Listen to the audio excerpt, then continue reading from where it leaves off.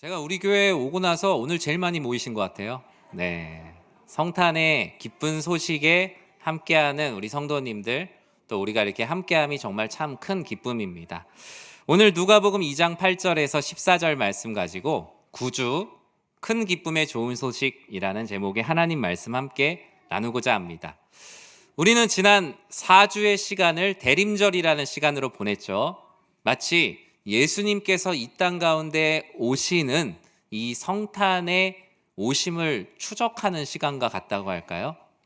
얼마 전에 기사를 보니까 이 산타 어플이 나왔더라고요. 산타가 핀란드에서 산타 마을에서 출발해서 각 나라를 이렇게 가는 것을 가상으로 추적한, 지금 산타가 어디 있습니다 이러면서 어플에 보면 우리나라도 제주도를 지나서 갑자기 평양을 갔더라고요. 평양을 갔다가 이제 7분 정도를 우리나라에 머물렀다라는 이 가상의 데이터를 보았습니다. 한낱 그 산타를 추적하는 이 트래킹도 요즘에 이렇게 많이 있는데, 여러분 대림절 한 달 동안 예수님의 오심을 같이 추적하며 달려온 시간이었습니다. 첫 주에는 열처녀의 비유를 통해서 기름을 채우고 기다릴 것을 우리가 보았고, 두 번째는 시냇가에 심은 목마른 사슴의 말씀을 통해서 우리가 실망 속에서도 소망을 품어야 한다. 세 번째 주에는 또 우리가 우리의 인생의 어려움으로 쉬는 한숨을 소망으로 바꾸어 주시기를, 또 지난주에는 하나님은 사랑이시다, 그러니 너희가 서로 마땅함이 옳다, 우리의 모든 시간은 사랑하기에도 모자란 시간이니 서로 사랑하며 사랑으로 오시는 주님을 기다리라는 말씀을 함께 나눴습니다. 오늘은 성탄절이면서 또 우리 주일학교 우리 성도님들이 많이 계시는 걸 보면 알 수 있지만 주일학교 수료식도 있는 올해의 마지막 주일입니다. 7년마다 한 번씩 이날이 돌아옵니다. 그러니까 7년 후에 여러분들은 다시 성탄절과 주일이 겹치는 날을 만나게 될 텐데, 그날 여러분들은 제가 예언하건대 나이가 7살 더 먹어 있으실 겁니다. 네, 여기 보면 지금 초등학교 1학년 올라가는 우리 학생이 7년 후에는 중학생이 되어 있을 거고요. 중학생 우리 친구들은 성인이 되어 있을 겁니다. 다른 분들은 좀 나이 먹는 게 싫으실 수 있지만 저는 7년 후가 너무 기대가 돼요. 제가 지금보다 조금 더 성숙해져 있지 않을까, 지금보다 무언가 더 원숙한 목회자가 되어 있지 않을까. 여러분들은 모르겠지만 저는 7년 후를 간절히 기다리고 있습니다. 이 7년을 제가 강조하는 이유가 무엇일까요? 성탄절이 주일과 겹친다는 것에 대해서 여러분들은 어떤 묵상을 해보셨습니까? 저는 이번 한 해를 묵상하면서 그런 생각을 했습니다. 하나님의 사랑을 우리에게 보여주시는 큰 두 가지 사건이 있는데, 그것이 바로 성탄과 예수님의 고난 이후의 부활입니다. 주일은 예수님의 부활을 기념하여 함께 모여서 예배드리는 것이 주일이 되었고요. 우리는 성탄절과 부활을 기념하는, 성탄과 부활이 겹치는 날을 경험하고 있습니다. 진정한 하나님의 사랑이 무엇인지 경험할 수 있는 특별한 날이라는 것이죠. 오늘 이곳에 모인 우리 모든 성도님들께 성탄의 특별한 은혜, 나의 죄를 사하시기 위해서 십자가에 못 박히시고 죽으시고 부활하신 부활의 은혜가 여러분들 모두에게 가득하길 진심으로 축복합니다. 여러분, 성탄절 하면 뭐가 생각나세요? 여러 가지 많은 생각들 하겠지만 소위 크리스마스 3대 장이 있습니다. 첫 번째로는 우리 나홀로 집의 영화의 케빈, 그리고 산타, 그리고 산타를 맞이하는 많은 선물들이 있겠죠. 아이들은 이와 같이 모든 것들을 기다리고 선물을 사달라고 쪼릅니다. 그러면 이제 부모님들이 생일은 예수님인데 왜 너희가 선물을 달라고 하냐면서 서로 옥신각신 하는 모습들도 보게 됩니다.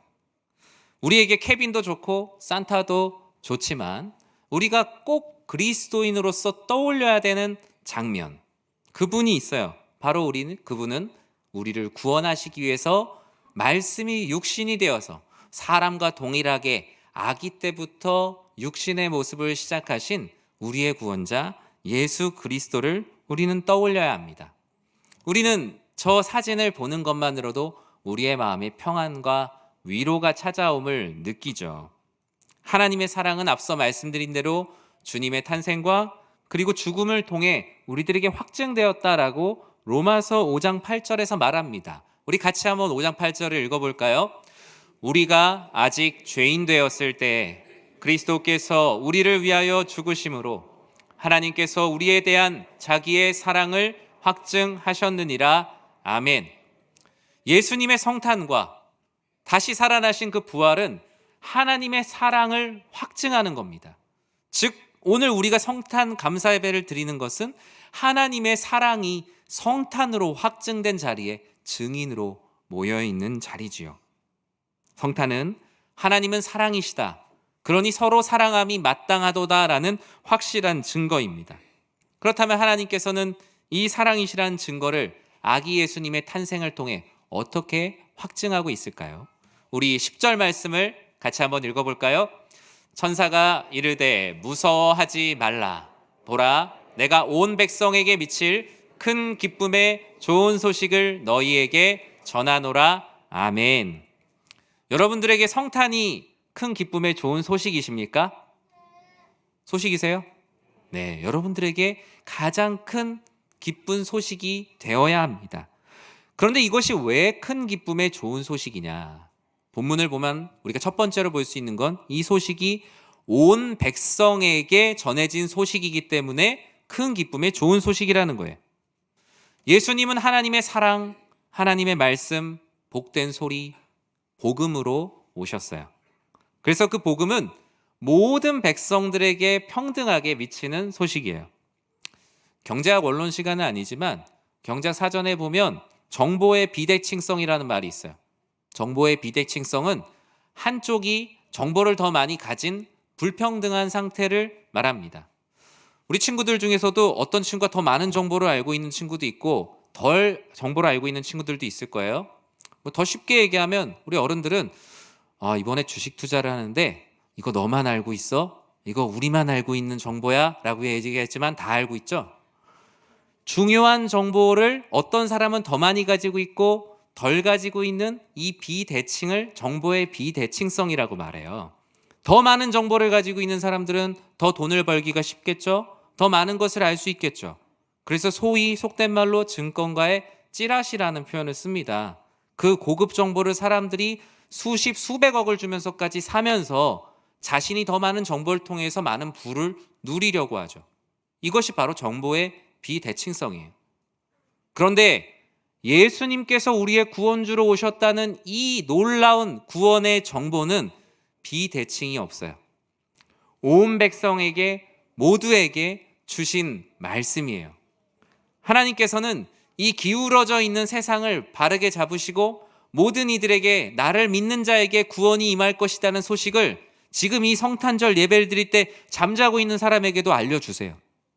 오늘 아마 아침에 옥신각신 하셨던 가정도 있을 거예요. 성탄 예배 가자 하는데 마음에 되게 상실한 상태로 오셨는데 지금 누워있는 우리 가족들에게도 성탄은 너무나 큰 기쁨의 좋은 소식이라는 거예요. 천사가 말한 소식, 그 온 백성에게 미칠 좋은 소식, 그것은 우리 교회당 안에만 울려 퍼져야 되는 것이 아니라 우리 교회 담장 밖으로 더 널리 퍼져야 되는 소식이에요. 오늘 여러분들은 이 소식을 들었다면 목자들이 이 소식을 듣고 아기 예수께 뛰어가고 많은 사람들에게 복음을 전했던 것처럼 여러분들은 이 소식을 듣고 오늘 예배당 밖으로 나아가 많은 이들에게 이 복음을 전해야 될 것입니다. 흑암 가운데 기울어져 있는 이들에게 빛의 소식을 통해서 그 기울어져 있는 비대칭이 회복이 돼야 되는 거예요. 8절과 9절에 이렇게 소식이 전해지고 있어요. 같이 한번 읽어볼까요? 그 지역의 목자들이 밤에 밖에서 자기 양떼를 지키더니 주의 사자가 곁에 서고 주의 영광이 그들을 두루 비춤에 크게 무서워하는지라. 아멘. 온 백성에게 전해졌다라는 대표적인 상징으로 목자가 등장합니다. 당시 목자는 천시받는 직업이에요. 그래서 유대인들도 이방인들에게 외주를 주는 경우들도 있어요. 왜 그러냐면 이 목자의 일을 감당하려면 유대의 정결법을 어겨야 될 만한 상황이 너무 많이 발생하거든요. 그래서 목자들은 성 밖에 많이 살고 주류가 되지 못한 비주류의 사람들이었어요.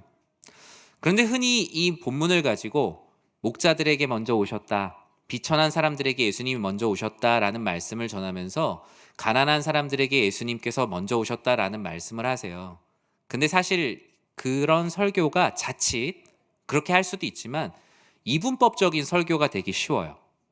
마치 가난한 사람에겐 하나님의 은혜가 더 필요하고 부유한 사람에겐 하나님이 필요하지 않은 것처럼 나눠져 있을 때가 있어요. 하나님은 가난한 사람에게도 필요하고 부유한 사람에게도 필요한 거예요. 이 큰 기쁨의 좋은 소식이 선별적으로 받아들여야 되는 소식이 아니라 예수를 그리스도로 알지 못하는 모든 사람들, 그와 같이 기다렸던 모든 이들에게 필요한 거라는 거예요. 예수님 안에서 가난은 의로움이 되지 못합니다. 부유함이 자랑이 되지 않아요. 오직 예수 그리스도를 믿고자 하는 모든 이들에게 이 소식은 큰 기쁨의 소식이다라는 것입니다. 영적인 가난함 그리고 영적인 부유함이 필요한 사람들 모두에게죠. 목자들에게 이 소식이 전해졌다는 것은 어린 양으로 오신 예수님께서 온 백성을 구원하실 선한 목자로 오셨다는 상징이 되기도 합니다. 그리고 우리의 일상 가운데 큰 기쁨의 좋은 소식으로 오셨다는 거예요. 여러분이 일하고 있는 일터, 가정에서 자녀들을 돌보는 자리, 직장에서 열심히 일하는 현장, 우리가 삶을 살고 있는 모든 현장 가운데 천사의 목소리로 오셔서 큰 기쁨의 좋은 소식을 전해주셨다라는 것입니다. 그것이 그러면 목자들이 잘해서냐? 아니죠. 성경은 목자들이 신실하냐 신실하지 않냐를 말하지 않습니다. 모든 이들에게 내가 너희를 구원할 메시아로 왔다라는 소식은 불의한 사람이든 의로운 사람이든 주님을 알지 못하는 모든 이들에게 필요한 복된 소식이다라는 거예요. 사랑하는 성도 여러분, 저는 오늘 이 성탄의 기쁜 소식이 여러분을 비롯한 여러분 주변에 주님을 알지 못하는 모든 이들, 이 세상의 많은 이들에게 큰 기쁨의 좋은 소식이 되길 진심으로 축복합니다. 여러분의 믿지 않는 가족을 위해서 기도하십시오. 때로는 원수된 관계로 풀어지지 않는 그 관계 가운데 이 성탄의 기쁨이 임하게 해달라고 기도하십시오. 그러면 이 큰 기쁨의 소식이 여러분들의 인생의 어두운 모든 곳을 두루 밝히게 될 것입니다. 그와 같은 빛의 은혜가 가득하길 진심으로 축복합니다. 큰 기쁨의 좋은 소식의 대상이 온 백성이라고 말했잖아요. 그럼 그 내용이 무엇이길래 이들이 이렇게 기뻤을까? 그 내용을 먼저 하나 보려고 하는데 우리 11절 말씀을 같이 한번 읽어볼까요? 오늘 다윗의 동네에 너희를 위하여 구주가 나셨으니 곧 그리스도 주시니라. 아멘. 왜 큰 기쁨의 좋은 소식일까? 두 번째 이유는 다윗의 동네에 나셨기 때문에 이것이 큰 기쁨의 좋은 소식이에요. 온 백성에게 그리고 다윗의 동네에 났다는 것만으로 왜 이게 큰 기쁨의 소식일까? 이것은 하나님 말씀이 성취되었다라는 그들의 마음 가운데 기쁨이 있기 때문이에요. 이전에 유대인들은 구약 성경의 마지막 말라기가 쓰여진 이후 400년 동안 암흑기를 보냈습니다. 말라기가 쓰여진 기원전 400년부터 예수님이 오실 때까지 400년 동안 하나님의 말씀은 기록되지 않았어요. 그들은 기도하여도 하나님의 응답을 얻지 못했고 여전히 삶 가운데 어려운 삶을 가지고 있었어요. 각 제국들이 돌아가면서 유대의 땅을 짓밟았고 그들의 삶은 빛이라고는 하나도 볼 수 없는 어둠이 가득한 시간이었다는 거예요. 마음에 낙심하고 실망하고 무슨 일을 하더라도 하나님께서 돕지 않는 것과 같은 어려움 가운데도 그들이 붙들고 있었던 것이 무엇입니까? 바로 구약 성경에 예언된 우리를 구원할 메시아께서 오실 것이라는 그 희망, 그 기다림을 가지고 기다렸는데 오늘 이 다윗의 동네에 나신다는 것이 바로 그 기다림의 성취였던 거예요. 이사야 9장 2절에서 그들의 비참한 모습을 이와 같이 말해요. 같이 한번 읽어볼까요? 흑암에 행하던 백성이 큰 빛을 보고 사망의 그늘진 땅에 거주하던 자에게 빛이 비치도다. 아멘. 이미 이사야를 통해서 예언되었고 수많은 말씀들에서 너희가 지금은 흑암 가운데 있지만 인생에 해결할 수 없는 여러 가지 어두움 가운데 있지만 우리를 구원할 메시아를 기다리면 반드시 흑암에 있는 백성들이 빛을 보게 될 것이고 모두가 회복될 거라고. 지금은 기울어져 있지만 복음이 와서 이 세상의 모든 것들의 균형을 맞출 거라고 말씀합니다. 그리고 그곳이 다윗의 동네 베들레헴이라고 미가 5장 2절에선 다음과 같이 말씀하고 있지 않습니까? 같이 한번 읽어볼까요? 베들레헴 에브라다야 너는 유다 족속 중에 작을지라도 이스라엘을 다스릴 자가 내게로 나올 것이라. 그의 근본은 상고의 영원에 있느니라. 아멘. 다윗의 동네에 나셨다는 건 이게 우연히 일어난 일이 아니구나. 그리고 지금 오시는 분이 우리를 구원할 메시아라는 증거인 거예요. 기다림의 깊이만큼 그 희열도 너무나 큰 거예요. 사랑하는 성도 여러분, 그래서 우리 그리스도인들에게 성탄이 큰 기쁨의 좋은 소식인 거예요. 아니면 오늘도 뉴스에는 성탄절 얘기 많이 나옵니다. 교회들마다 예배를 드렸습니다. 또 오늘 많은 사람들이 어려운 사람들을 도왔습니다. 여러 가지 많은 현상들을 보도하겠죠. 하지만 우리들에게 성탄이 의미가 있는 이유는 이전에 말씀하셨던 하나님의 말씀이 현재에 성취가 되었다는 것이 우리들에게 큰 기쁨의 좋은 소식인 거예요. 쉽게 얘기하면 기도 응답인 거예요.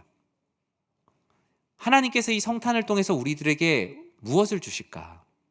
예수님께서 오셨다는 사실만으로 이전에 하나님께 기도하였던 것을 하나님께서 이루어 주신 기쁨이 있어요. 그리고 이전에 이런 예언들이 성취된 것을 보면서 어떻겠어요? 자연스럽게 앞으로 미래에 예언될 말씀을 믿고 순종하고자 하는 마음이 생겨나는 거예요. 과연 예수님이 다시 오실까? 예수님이 다시 오셔서 우리들을 구원하실까? 예수님을 믿으면 예수님 안에서 형통하다고 하는데 과연 그 일이 이루어질까? 증거가 없잖아요. 그런데 성탄이 바로 그 증거다라고 말씀합니다. 하나님께서 이전에 말씀하셨던 수많은 말씀들이 이 성탄을 통해서 이루어졌으니 너희는 아직 일어나지 않은 일을 믿을 수 있는 증거로 예수님의 성탄을 증거로 삼으라. 사랑하는 성도 여러분, 예수님께서 이 땅에 오셨다는 이 성탄의 기쁨이 앞으로 여러분들이 기도하고 있는 모든 기도 제목의 증거가 되길 진심으로 축원합니다. 우리가 기도하고 있는 많은 것들, 우리가 간절히 바라고 있는 많은 기도의 제목들이 있죠. 하나님께서 약속하신 대로 오셨던 것처럼 우리의 기도에 응답하시고 약속한 것을 이루실 것을 믿는 모두가 되시길 진심으로 축복합니다. 오늘 말씀, 이 성탄이 왜 큰 기쁨의 소식이 되시는가? 가장 중요한 세 번째는 바로 구주가 나셨다라는 것입니다. 이 소식이 왜 기쁜 소식인가? 바로 구주라는 거예요. 구주라는 단어가 무엇입니까? 구원할 주인. 그대로 직역하면 그거죠. 세상에서 우리를 구원할 주인이 온대요. 특히 이 구주라는 단어를 그리스어, 헬라어로는 소테르라고 합니다. 소테르. 그런데 이 구주라는 단어를 우리는 지금 누구에게 써요? 예수님에게 쓰죠. 우리를 구원하실 주님, 예수님에게 구주라는 칭호를 지금은 붙이고 있지만 당시 시대에 이 구주라는 칭호는 빼앗긴 이름이었어요. 말라기 이후에 이 구주라는 칭호는 그 이후에 유대 지역뿐만 아니라 그 지역을 다스리는 제국의 황제들의 호칭이었어요. 우리가 들어본 적 있는 프톨레마이오스 1세, 디오도토스 1세, 안티오코스 1세 등 많은 제국의 황제들의 이름 뒤에는 어떤 호칭이 붙어 있었냐면 소테르라는 호칭이 붙어 있었어요. 그래서 프톨레마이오스 소테르, 디오도토스 소테르, 안티오코스 소테르라고 불렀어요. 즉 사람들의 인식 가운데 세상을 구원할 주인은 그 당시 제국을 다스리는 왕이었어요. 제국을 다스리는 황제가 구주였어요. 그런데 목자들에게 소식이 들려왔어요. 다윗의 동네에 너희를 위하여 누가 났다고요? 구주가 나셨대요. 그리고 그날이 언제래요? 오늘 다윗의 동네에 너희를 위하여 구주가 나셨다. 이것이 바로 큰 기쁨의 좋은 소식이에요. 초대교회 때 많은 성도님들은 이 구주라는 이 호칭을 예수님에게로 가져오고 고백하려고 끊임없이 노력했어요. 지하에 모여서 살면서 핍박을 피하면서 살아갔던 그들은 만날 때마다 그 바닥에다가 물고기 모양을 그리며 우리가 하나님 안에 한 형제요 자매라는 것을 확인했죠. 우리가 익투스라고 말하죠. 저 물고기 모양 보셨을 거예요. 가운데 있는 자음, 이오타, 키, 데타, 입실론, 마지막 시그마에 해당하는 부분이 바로 소테르라는 단어예요. 저 물고기를 그릴 때마다 그 안에 있는 의미가 뭐예요? 우리는 예수 그리스도 하나님의 아들 구세주를 믿습니다. 구주라는 칭호를 황제들에게 있는 칭호가 아니라 우리를 구원하신 큰 기쁨의 좋은 소식인 예수님께 구주라는 이름을 붙이며 믿음을 고백했어요. 그들의 목숨이 위협받는 세상에서 나를 구원할 구세주가 예수님입니다. 하나님의 아들이십니다. 그러기에 목자들을 비롯한 온 백성에게 오늘 다윗의 동네에서 너희를 위하여, 이 세상이 아니라 너희를 위하여 구주가 나셨다는 것은 이루 말할 수 없는 큰 기쁨의 좋은 소식이 된 것입니다. 사랑하는 성도 여러분, 여러분의 구주는 누구십니까? 여러분의 소테르, 그 구주는 누구십니까? 내 인생 먹고 살게 하는 것, 내 인생 성공하는 것, 잘 살게 하는 그 구주라는 가치가 지금 어디에 붙어 있습니까? 돈을 버는 것이 나의 구주로 살아가고 있지는 않습니까? 먹고 사는 일에 집중하는 것이 나를 살릴 것이라고 생각하며 살진 않습니까? 자녀를 위해 최선을 다하는 것, 미래를 계획하는 것 다 중요하지요. 하지만 그 모든 것이 우리를 세상에서 구원할 주인이 되진 못합니다. 우리의 소테르, 우리의 메시아, 우리의 리디머는 오직 예수 그리스도, 오늘 다윗의 동네에 너희를 위하여 나신 구주라는 거예요. 여러분들이 성탄절에 이 예배의 자리에 모여서 들어야 될 말씀이 바로 이와 같은 말씀입니다. 내 인생 내가 주인이 되어서 열심히 살아가죠. 아니면 다른 가치들을 주인으로 모시고 그것을 나의 구주라고 말은 안 하지만 내 삶을 보면 예수님이 구주가 아니라 거기가 내 구주예요. 직장에 있는 상사가 내 구주예요. 내 거래처를 담당하는 내가 만나는 분들이 내 구주예요. 때로는 내 자녀가 나의 구주가 되기도 하고 내 부모님이 구주가 되기도 하지 않습니까? 주님은 성탄의 때에 모든 걸 정리하세요. 말씀하십니다. 내가 너의 구주다. 내가 너의 주인이다. 내가 너를 구원할 것이고 내가 너를 어둠 속에서 불러내어 기이한 빛 가운데 거하게 할 것이다. 여러분, 세상의 가치로 내가 구속받지 못한다고 너무 걱정하지 마세요. 하나님께서 여러분들의 삶 가운데 찾아가셔서 말씀하십니다. 내가 너를 구원하리라. 내가 너를 그 문제에서 자유케 하리라. 내가 너를 너의 인생의 모든 염려와 두려움과 우울함과 무기력함 가운데 너를 건져줄 것이다. 그런 그가 오늘 너희를 위하여 다윗의 동네에 나셨다. 그것이 바로 내가 온 이유라는 거예요. 말씀을 맺습니다. 사랑하는 성도 여러분, 예수님을 나의 구주로 영접하고 고백하는 이 성탄이 되길 진심으로 축복합니다. 이 성탄으로 기뻐하셔야 됩니다. 내가 나의 구주가 예수님이라는 사실에 마음이 벅차서 이 예배당을 나가야 합니다. 흑암 가운데 있는 우리들을 삶을 빛으로 이끄신 구주 예수 그리스도, 우리는 그분으로 그저 기뻐해야 돼요. 구주 예수께서 우리의 표적이 되세요. 12절에 무엇라고 말씀하고 있습니까? 너희가 가서 강보에 쌓여 구유에 뉘어 있는 아기를 보리니 이것이 너희에게 표적이니라 하더니, 주님께서 우리를 구원하신다는 말씀의 성취요 표적입니다. 주님께서는 우리들에게 말씀합니다. 그래, 너희들이 올해 참 힘들었지. 많은 어려움이 있지만, 많은 좌절과 힘든 상황 가운데 있지만 성탄의 큰 기쁨의 좋은 소식이 너희를 구원할 것이다. 빼앗긴 하나님의 영광을 드러낼 것이다. 성탄으로 인해 너희 안에 주님을 믿는 자들의 기쁨을 회복시켜 주실 것이다. 이와 같은 이들에게 주시는 평화가 14절에 다음과 같이 기록되어 있지 않습니까? 우리 같이 한번 읽어볼까요? 지극히 높은 곳에서는 하나님께 영광이요, 땅에서는 하나님이 기뻐하신 사람들 중에 평화로다 하니라. 아멘. 이 세상이 주는 거짓 평화, 안락함이 아닌 우리를 구원하신 큰 기쁨의 좋은 소식, 그 참된 평화가 우리 사랑하는 성도님들과 그 가정, 우리 성도님들의 인생, 자녀와 사업장들과 우리 교회 가운데 충만하게 임하길 주님의 이름으로 간절히 축원합니다. 기도하겠습니다.